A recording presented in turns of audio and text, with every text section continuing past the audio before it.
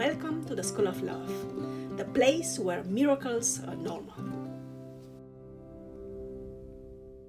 Hello, and welcome to the School of Love, the place where we learn practical tools based on scientific research and our own experiences towards improving ourselves, living life to its fullest, and contributing to the best of our abilities to the world around us. I am Dr. Grajdian, and I am a professor of media studies and anthropology at Hiroshima University. In my free time, I am doing my best to guide you in building up a life of contentment, joy, and fulfillment while applying lessons learned in school to overcome the difficulties, challenges, and insecurities of the real world. Today's video is part of a new series on Life at 45. As I have entered the second half of the 45th year of my life, there are specific thoughts and emotions I have been experiencing. While these are insights coming from myself as a woman, mother, and citizen, I deeply hope they might be helpful and useful for men as well. In today's video on Life at 45, I share my thoughts on work and how the perception and evaluation of work as a means to earn a living has started to change as soon as I entered the fourth decade of my life. The most preeminent shift is possibly the fact that work started to lose its central position in my life after having been the core preoccupation ever since I had known myself, and even more so ever since I had hit my mid-teens. Like sexuality, work has gradually become a place to discover myself and the way in which I can impact the world around me as a citizen. Previously, it had been purely a lucrative endeavor. So why suddenly things started to change as soon as I and those around me hit our 40s? This video explores this question on a personal level. And now, first things first, that is two important disclaimers. The first disclaimer serves to strongly emphasize the fact that this YouTube channel, The School of Love, is not part of my educational and research activities at Hiroshima University. It is nonetheless part of my privilege, joy, and sense of duty to propagate and implement knowledge, information, as well as motivation and inspiration outside the limited framework of academic endeavors. Together, we can build up a better tomorrow for as many of us as possible. The second disclaimer relates to the fact that I'm a trained musician and musicologist, not a psychologist, therapist, or counselor. The ideas I'm sharing in my videos reflect my deep-going preoccupation with life, my own life and other people's lives, and express the results of my experiences, research, and for better or for worse, my failures, as well as my recovery from those failures, recovery which is continuously ongoing. The ideas expressed in the videos on this channel, named The School of Love, cannot and may not and must not replace the consultation with specialists in whichever areas of your life you might have questions or you might struggle with. If you are new to the channel, at this moment I would like to ask you to please consider subscribing, sharing, liking, commenting. Thank you very, very much. This helps us not only with that mysterious algorithm which seems to dominate the YouTube galaxy, but also with contributing to the expansion of the community of humans doing their best to impact positively the world and those around them by discovering their authentic selves and living life wholeheartedly. Thanks again. So how did or how has the perception and evaluation of work changed since I have entered my 40s, and more precisely or more intensely since I have been approaching my mid-40s? So previously, work was a way to earn a living, a way to earn money, a way to define myself. So why has it changed, or in which manner has it changed? Nowadays, I think of work in terms of leaving a legacy, having an impact on those around me, and more particularly on those coming after me. Since my daughter was very, very little, I had observed that she would do everything I was doing. She was mimicking me involuntarily, of course. She didn't know, she didn't realize this, in everything I was doing. This is why at some point when I have decided, in my early to mid 30s, yeah, that very chaotic, very painful, very destructive period of my life, when I had decided that I don't want her to become like me, I had started to educate her in a manner that she becomes like someone normal. And very quickly I realized that she was resisting my education. She would always do what I was doing. And it was a very distressing realization, if you want, that if I want her to become a better human, I have to change. I have to become the human I wanted her to become. And the same goes for work. The way my generation, myself included, have been educated to work and to see work is something the previous generations have been doing for couple of hundred of years since industrialization had become so a very systematic type of work, and something which Karl Marx called alienating. Yeah? So there is a separation between work and our true self.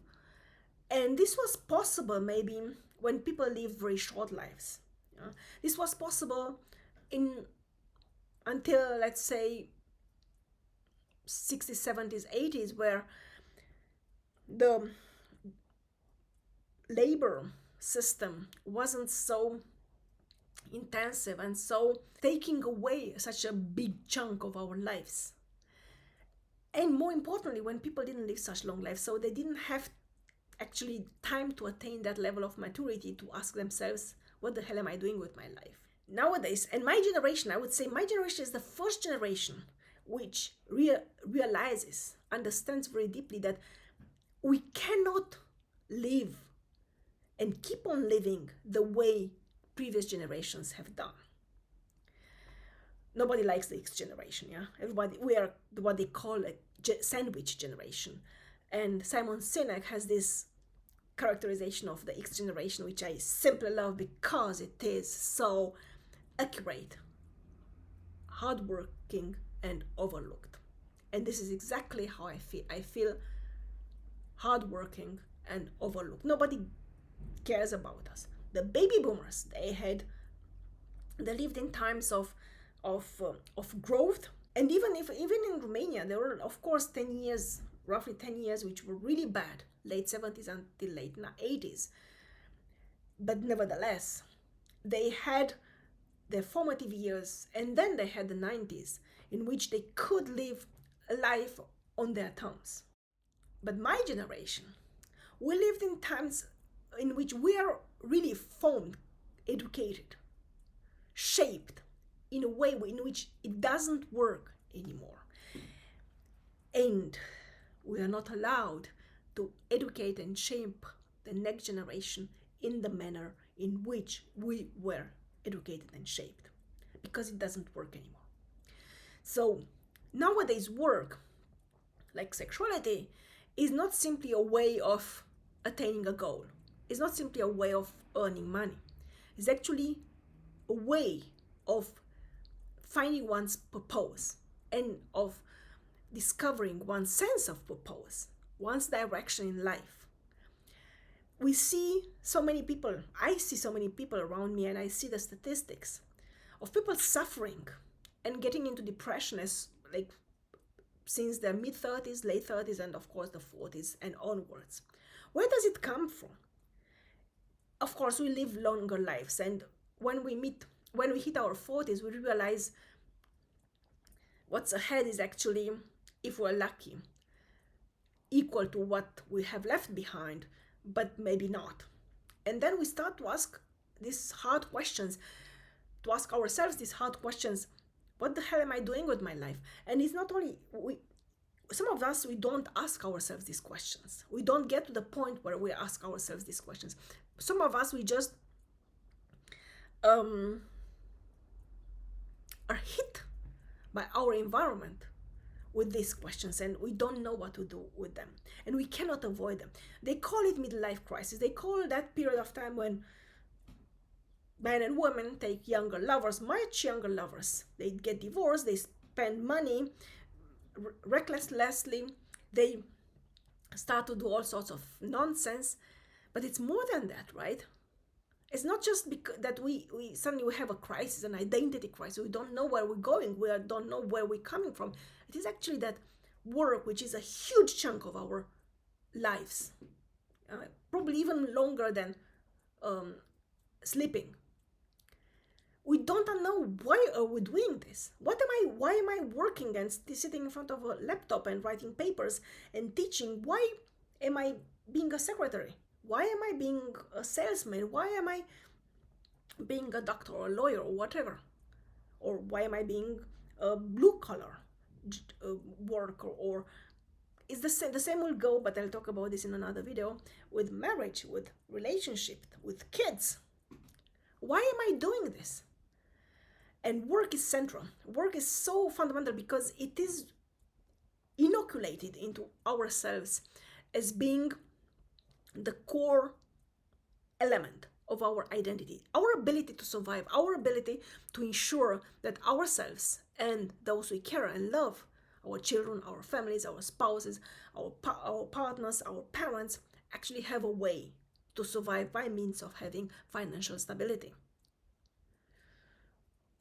And this is why, for many of us, for many of my generation, once we hit our 40s, but even more so once we get closer to 45, to mid-40s, we start wondering, what the hell am I doing with my work? Why am I doing this work altogether? Some of us are hit earlier. I was one of those. I was changing jobs from university to private company, from company back to university, and now from university, and now within the university system, I'm trying to find my own voice and to develop some sort of entrepreneurship spirit within the university. So because work is such a crucial dimension of our identity, when we start questioning work and what it means for us, we start actually questioning the very core of our identity.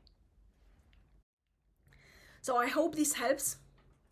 I hope you find some insights into what work is and how the perception of work changes as soon as we enter our 40s, but more so as soon as we are getting closer to mid-40s.